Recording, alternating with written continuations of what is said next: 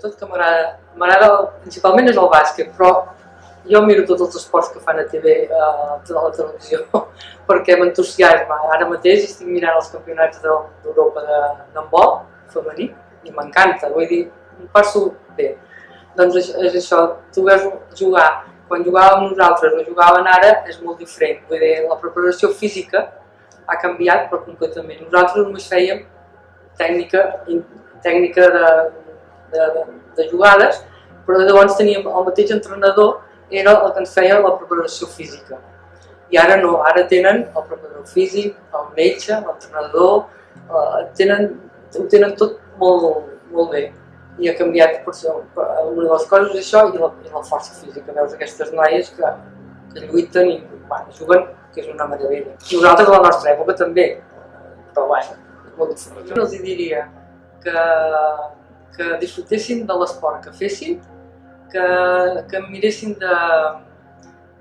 en els entrenadors, els seus companys i els contraris igualment, respectar-los. Ells tenen de fer jugar al bàsquet, el que els ensenya l'entrenador.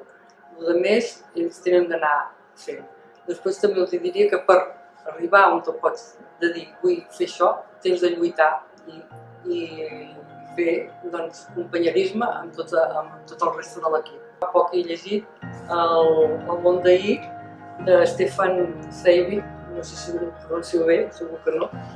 I després de pel·lícules, a mi m'agraden totes. És que al cine diria que em passaria i aniria sempre al cine. Hi vaig bastant, però hi aniria.